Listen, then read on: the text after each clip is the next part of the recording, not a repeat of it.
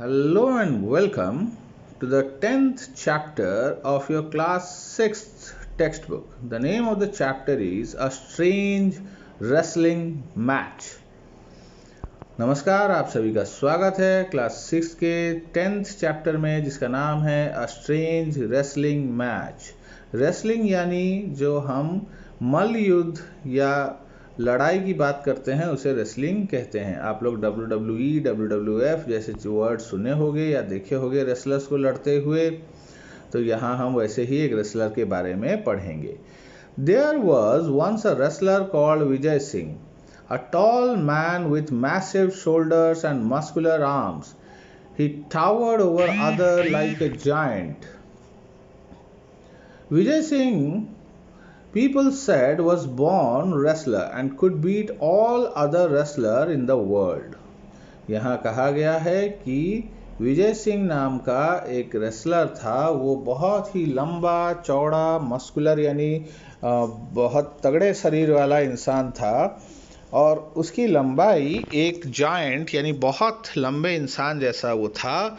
लोग कहते थे कि विजय सिंह जन्म से ही एक योद्धा है, वो दुनिया में किसी से भी लड़ सकता है।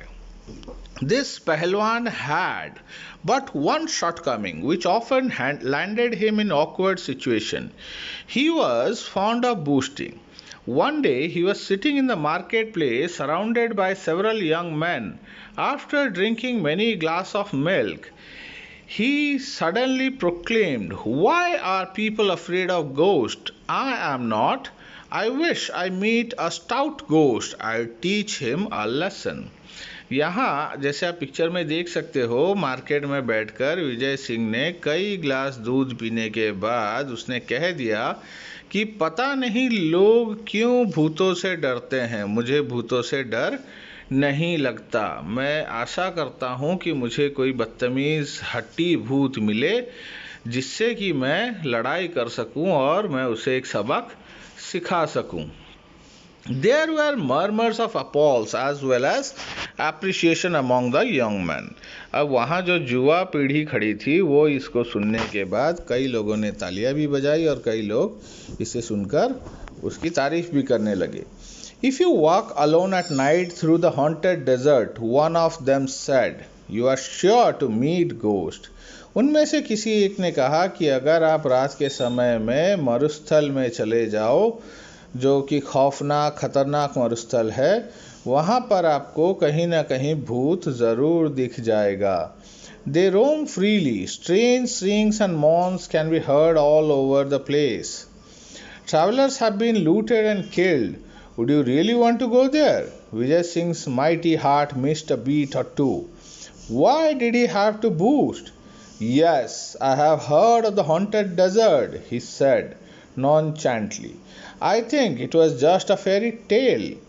अब जैसे ही लोगों में से किसी ने विजय सिंह से कहा कि आप उस भयानक मरुस्थल में चले जाओ, आपको भूत दिख जाएंगे, तो विजय सिंह और उस परिस्थिति में क्या कहता, क्योंकि उसने बात को बढ़ा दिया है।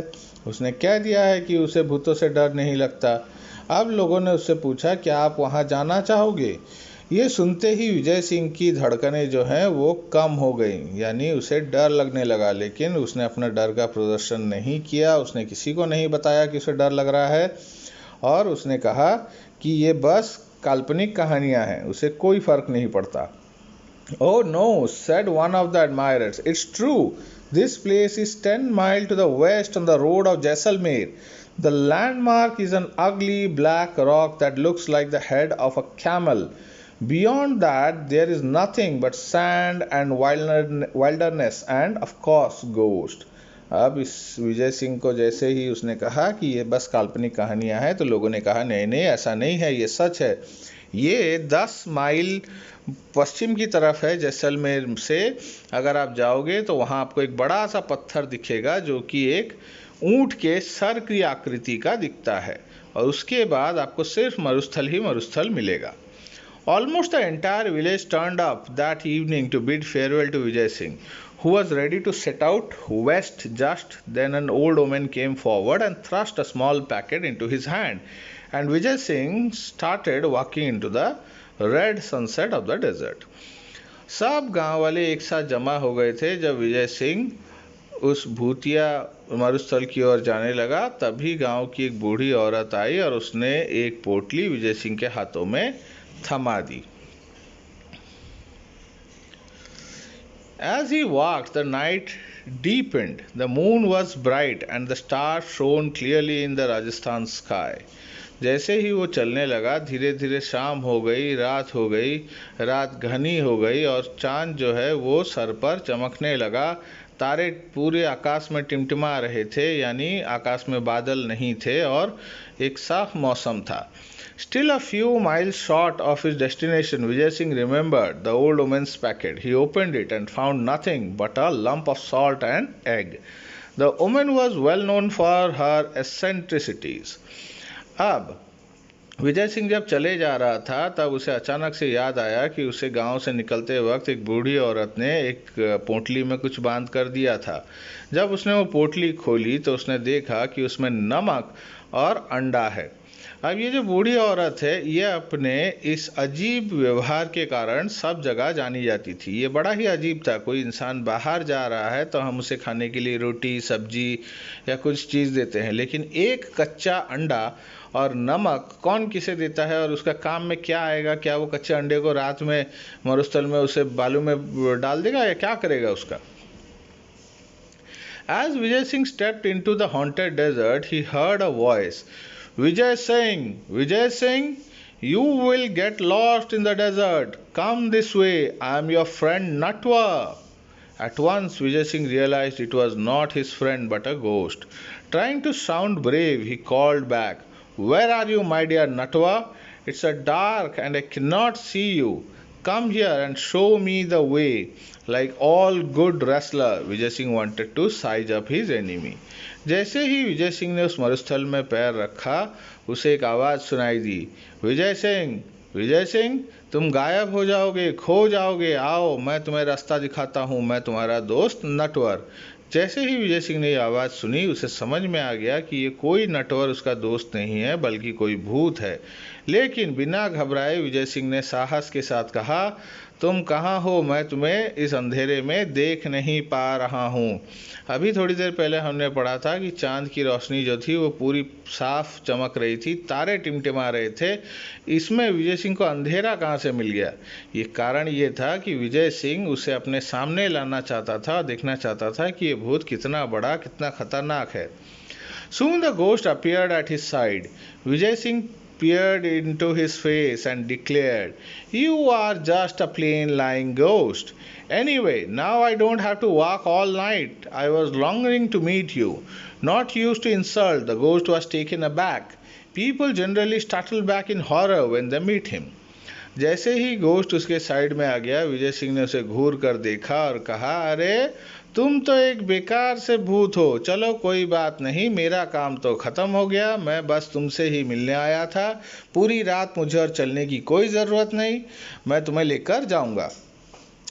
जनरली लोग जब भूत को देखते हैं तो वो घबरा जाते हैं, चीखते हैं, चिल्लाते हैं, लेकिन इस तरह के इंसल्ट से उस भूत की, यानी इस तरह के अपमान से उस भूत की किरकिरी हो गई।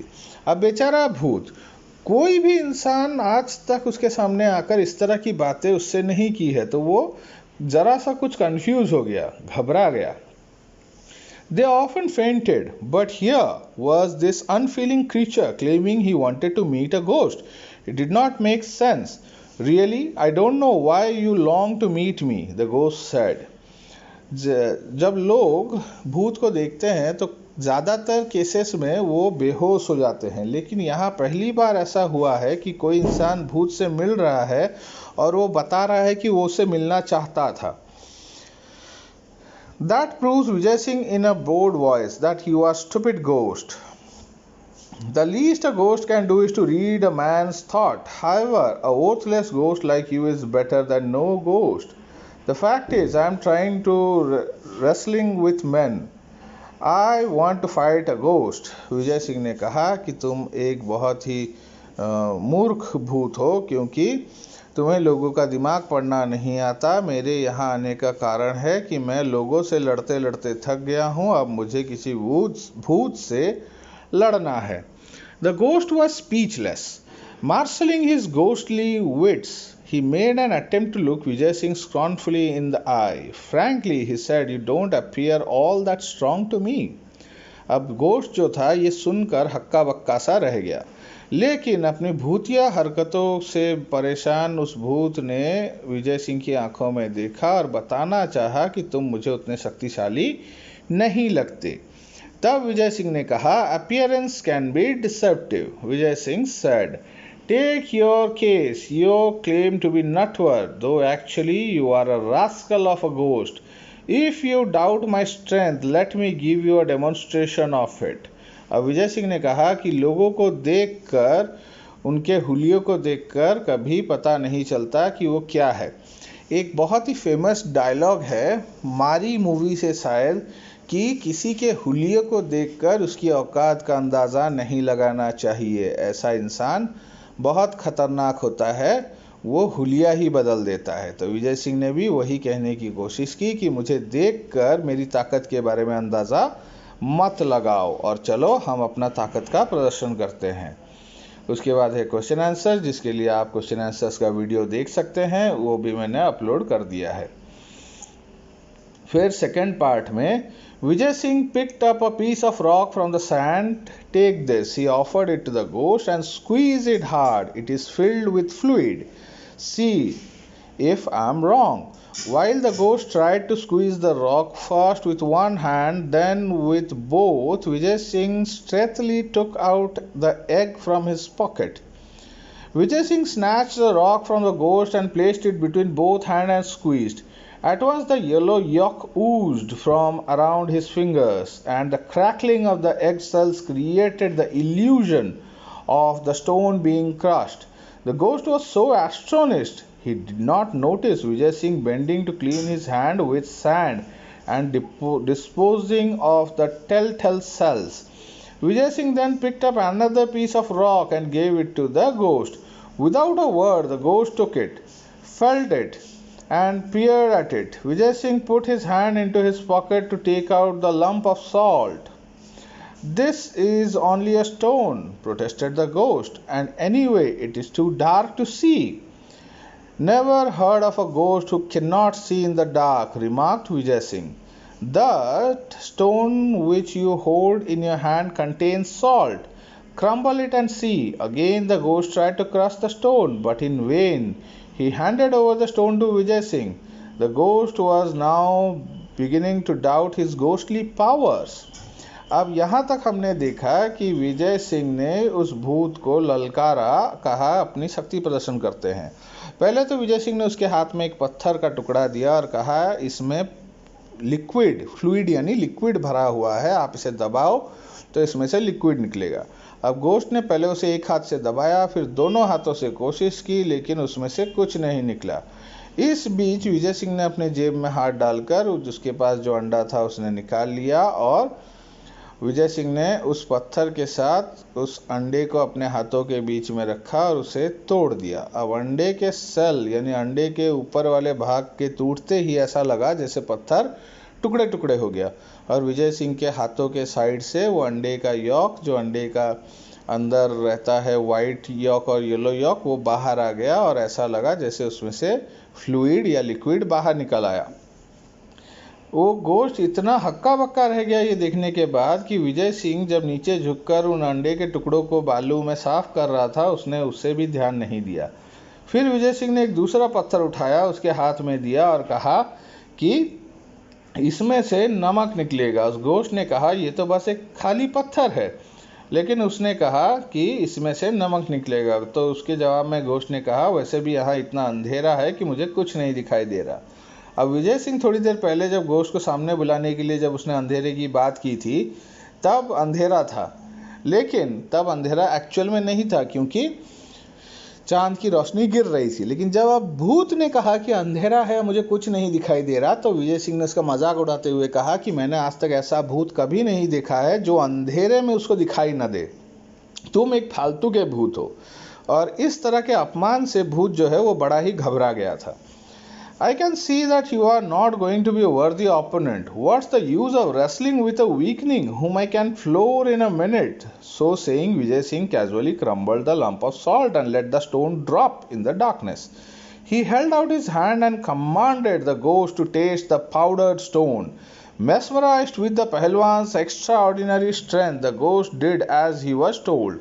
Alarm shot through him. This man could easily vanquish him in a wrestling bout in the dark, but perhaps he could be tricked in other ways. Amusing a servile manner, the ghost said, Friend Vijay Singh, it is an honor to meet a man like you.